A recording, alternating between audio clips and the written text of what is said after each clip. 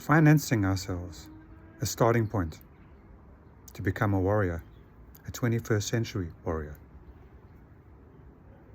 A farmer starts with some apple seeds. Maybe he has 5 apple seeds and he plants 5 seeds. But he knows that those apple trees might not survive.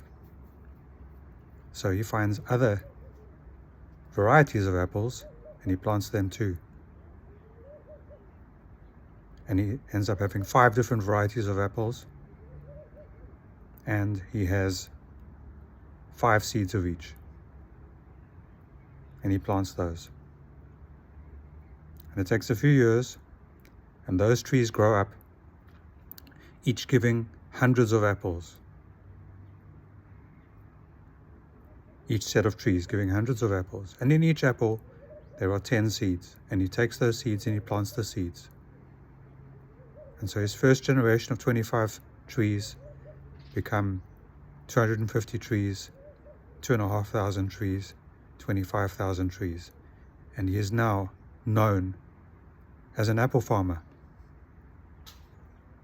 And the seeds are the finance. And the point is that in the first generation, he didn't eat any of his apples. Some of the trees died. Maybe there was a plague that attacked one particular variety, but the other 4 varieties lived and survived. And the farmer is farming for the long term. He's using the seeds as finance, financing his future, watering those trees every day, nurturing them, looking after them, getting rid of parasites, getting rid of germs, getting rid of bacteria, raking, gardening, maybe being biodynamic, working with nature. And the farmer is farming for the future. In the second generation, he has apples for himself. In the third generation, he shares apples with his community. And in the 4th generation of trees, he is the apple king, selling apples, perhaps making apple juice. In South Africa, we have Appletiser, which is sparkling apple juice. And so this man, this farmer, farms for the future. And this view is the warrior view. The warrior is concerned not only about today, but about the future. If the warrior owns a car, the warrior makes sure that he maintains his car. If the warrior has a farm, he makes sure he maintains the farm equipment. If the farm is remote and he needs to get a diesel tanker to come once a quarter to fill up his diesel tanks, then he makes sure to check the tanks every day, because maybe they're using more diesel than usual in their tractors and they need the tanker to come sooner. And so we are looking at today, and we're looking at tomorrow, and we're looking at the future. And this future is called planned maintenance. It's where you buy a machine. It could be a plane. If you buy a plane, then you have to service the engines. You have to check the fuselage. You have to x-ray the wings. You have to make sure that all the avionics are working. You have to make sure that the flying surfaces can move. You have to make sure that there's no water in the fuel.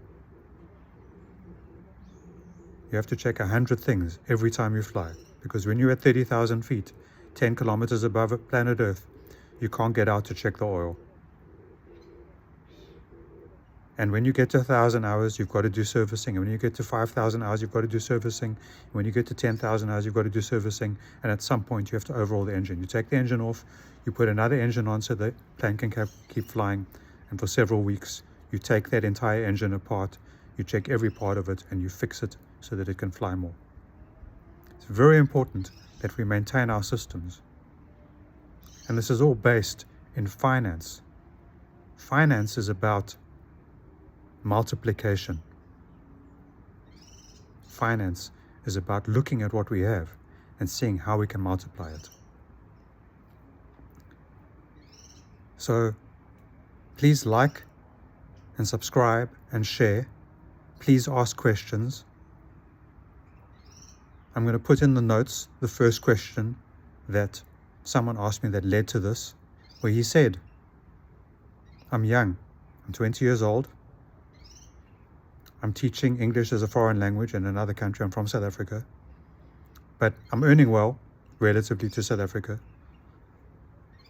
in foreign currency, but I don't have any money at the end of the month. How do I fix that? So, firstly, to speak about finance, and next week we're going to look at the specific answer to that question. Thank you. Have a good week.